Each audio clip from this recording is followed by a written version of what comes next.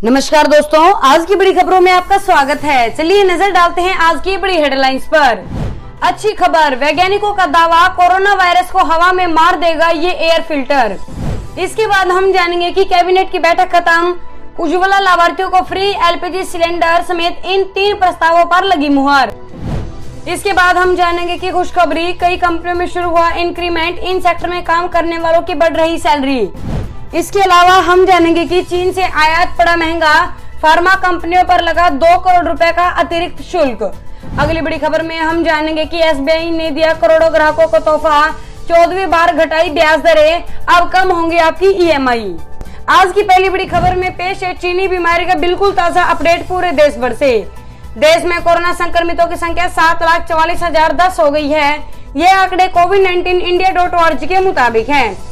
इस बीच महाराष्ट्र में बुधवार से लॉज और होटल खुल गए हैं। सरकार ने 33% स्टाफ के साथ खोलने की मंजूरी दी है। वहीं इनमें ठहरने वालों के लिए गाइडलाइंस तय की है। हालांकि अभी रेस्टोरेंट पर पाबंदी जारी रहेगी। उधर केंद्र सरकार ने संक्रमित मरीजों के इलाज में काम आने वाली रेमडेसिविर दवा की ब्लैक मार्केटिंग की शिकायतों को गंभीरता से लिया है। सरकार ने मंगलवार को राज्यों से कहा कि वो सभी अस्पतालों में सही दाम पर रेमडेसिविर दवा की पर्याप्त सप्लाई सुनिश्चित करवाए। चलिए बढ़ते हैं अगली खबर की तरफ। वैज्ञानिकों का दावा, कोरोना वायरस को हवा में मार दे ये एयर फिल्टर। वैज्ञानिकों ने एक ऐसा फिल्टर बनाने का दावा किया है जो हवा में मौजूद नोवल कोरोना वायरस को खत्म करने में सक्षम है। ये हवा में मौजूद इस वायरस को छानकर अलग करता है और फिर उसे नष्ट कर देता है। वैज्ञानिकों के इस आविष्कार से बंद स्थानों, मसलन स्कूलों, अस्पतालों के अलावा विमानों में कोरोना वायरस संक्रमण को फैलने से रोकने में मदद मिल सकती है। जनरल मटेरियल्स टुडे फिजिक्स में प्रकाशित अध्ययन के मुताबिक इस एयर फिल्टर ने अपने से गुजरने वाली हवा में एक बार में 99.8% नोवल कोरोना वायरस को समाप्त कर दिया। अध्ययन में कहा गया है कि इस उपकरण को व्यावसायिक रूप से उपलब्ध निकेल फोम की 200 डिग्री सेल्सियस तक गर्म कर बनाया गया। इसने घातक जीवाणु बैसिलस एंथ्रेसिस के 99.9% बीजाणु को नष्ट कर दिया। बैसिलस एंथ्रेसिस ने एंथ्रेक्स बीमारी होती है। चलिए जानते हैं अगली बड़ी खबर। कैबिनेट की बैठक खत्म, उज्ज्वला लाभार्थियों को फ्री एलपीजी सिलेंडर समेत इन 3 प्रस्तावों पर लगी मुहर। प्रधानमंत्री नरेंद्र मोदी की अध्यक्षता में हुई कैबिनेट और सीसीईए की बैठक खत्म हो गई है। सूत्रों के मुताबिक कैबिनेट ने 3 प्रस्तावों को मंजूरी दी है। कृषि इंफ्रास्ट्रक्चर के लिए विकास के लिए एग्री इंफ्रा डेवलपमेंट को मंजूरी मिल गई है। इसके अलावा पीएम मोदी द्वारा घोषित गरीब कल्याण अन्न योजना को भी नवंबर तक के लिए मंजूरी मिल गई है। कारोबारी और कर्मचारियों के फायदे के लिए 24% ईपीएफ मदद को भी मंजूरी मिली है। वहीं कर्मचारियों के फायदे के लिए 24% ईपीएफ मदद को भी मंजूरी मिली है। वहीं उज्ज्वला योजना के तहत फ्री एलपीजी सिलेंडर योजना के एक्सटेंशन को भी मंजूरी दी गई है। दोपहर 3:30 बजे केंद्रीय सूचना और प्रसारण मंत्री प्रकाश जावड़ेकर और केंद्रीय कृषि मंत्री नरेंद्र सिंह तोमर कैबिनेट ने फैसले के बारे में मीडिया से मुखातिब होंगे। सूत्रों के मुताबिक गुरुवार को भी कैबिनेट की बैठक सुबह 10:30 बजे होगी। बात करेंगे आज की अगली बड़ी खबर की।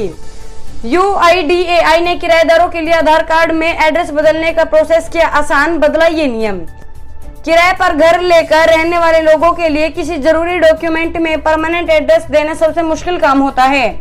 भारतीय विशिष्ट पहचान प्राधिकरण ने रेंट पर रहने वालों लोगों के लिए एड्रेस अपडेट करने का एक नया प्रोसेस बताया है। इस प्रोसेस में आप रेंट एग्रीमेंट यूज कर आधार में अपना पता बदलवा पाएंगे। इस रेंट एग्रीमेंट पर आपका नाम लिखा होना चाहिए। आइए आपको बताते हैं आधार में रेंट एग्रीमेंट अपडेट करने का प्रयास। ऐसा करना होगा रेंट एग्रीमेंट अपडेट। आधार में अपना रेंट एग्रीमेंट के जरिए बदलने के लिए आपको अपने रेंट एग्रीमेंट को पहले स्कैन करना होगा। इसके बाद उस डॉक्यूमेंट को पीडीएफ बनाकर अपडेट आधार की वेबसाइट पर अपडेट करना होगा। चलिए जानते हैं अगली बड़ी खबर। कोरोना की सबसे कारगर दवा रेमडेसिविर की भारत में हुई कमी, सिप्ला अगले 1 या 2 दिनों में करेगी सप्लाई। देश की जानी मानी फार्मा कंपनी सिप्ला अगले 1 से 2 दिन में कोरोना वायरस मरीजों के इलाज में कारगर रेमडेसिविर दवा का अपना वर्जन बाजार में पेश करेगी। कंपनी ने सीएनबीसी टीवी 18 को यह जानकारी दी। सिप्ला के रेमडेसिविर के पहले बैच की दवा सेवरॉन के दमन स्थित प्लांट से निकल चुका है। कंपनी ने सेवरॉन फार्मा को रेमडेसिविर का देसी वर्जन को उत्पादन करने के लिए अनुबंधित किया है। बता दें कि अमेरिका दवा नियामक यूएसएफडीए ने कोविड-19 के मरीजों के आपातकालीन स्थिति में रेमडेसिविर देने की स्वीकृति दी है। सिप्ला ने मुंबई स्थित बीडीआर फार्मा को रेमडेसिविर के निर्माण को ठेका दिया है, जो दवा के लिए सक्रिय दवा घटक भी बनाती है।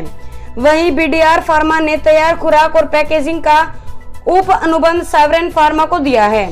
सिप्ला के सीएफओ केदार उपाध्याय ने सीएनबीसी टीवी 18 को बताया, हम अगले 1 से 2 दिनों में रेमडेसिविर लॉन्च करने का प्रयास कर रहे हैं। हम अभी तक वॉल्यूम पर टिप्पणी नहीं कर सकते हैं, लेकिन बाजार में मांग की आपूर्ति में भारी अंतर है। बात करेंगे आज की अगली बड़ी खबर की। खुशखबरी, कई कंपनियों में शुरू हुआ इंक्रीमेंट, इन सेक्टर में काम करने वालों की बढ़ रही है सैलरी। कोरोना की वजह से इस बार कंपनियों को भारी नुकसान उठाना पड़ा है।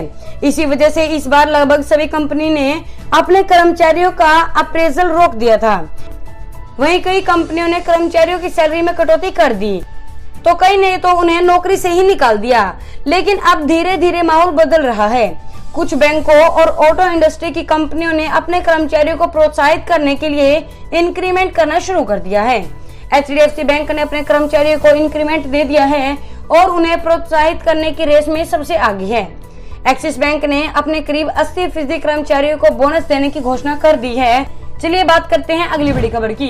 चीन को एक और झटका, राखी से लेकर दिवाली तक सभी त्योहार होंगे भारतीय, नहीं यूज होगा कोई चीनी सामान। कोरोना संक्रमण और चीन से चल रहे विवाद के बीच देश भर में अगले महीने अगस्त से लेकर नवंबर तक त्योहारी सीजन शुरू हो रहा है। वर्तमान परिस्थितियों के बीच इस बार त्योहारों पर बाजारों में शायद वो गहमी न दिखाई दे जो हर वर्ष दिखाई देती है, किंतु ये जरूर है कि इस बार के सभी त्योहार उमंग और उल्लास लेकिन सादगी के साथ मनाए जाएंगे, जिसमें भारतीय संस्कृति, त्योहारों की पवित्रता एवं भारतीय सामान का ही उपयोग होगा। इसकी विशेष बात यह होगी कि हर त्योहार पूर्ण रूप से भारतीय त्योहार होगा, जिसमें चीनी सामान पूरी तरह से नदारद होंगे। देश के व्यापारियों के शीर्ष संगठन confederation of all India traders यानी कैट, जो इस देश भर में चीनी सामान के बहिष्कार के राष्ट्रीय अभियान की अगुवाई कर रहा है, उसने दिल्ली सहित देश के सभी व्यापारी संगठनों को संदेश दिया है कि 3 अगस्त से शुरू हो रहे राखी के त्योहार से लेकर 25 नवंबर तुलसी विवाह तक सभी त्योहारों में काम आने वाले सभी भारतीय सामानों को देश भर में प्रचुर मात्रा में उपलब्ध करवाया जाए, जिससे किसी भी व्यक्ति को भारतीय सामान खरीदने में कोई समस्या न आए। चलिए जानते हैं अगली बड़ी खबर। चीन से आयात पड़ा महंगा, फार्मा कंपनियों पर लगा 2 करोड़ रुपए का अतिरिक्त शुल्क। भारत चीन सीमा विवाद के बाद चीन से आयात होने वाले सामान का बारीकी से निरीक्षण किया जा रहा है, लेकिन इन्हीं सब के बीच कुछ कंपनियों को देरी के चलते दिक्कतों का सामना करना पड़ रहा है।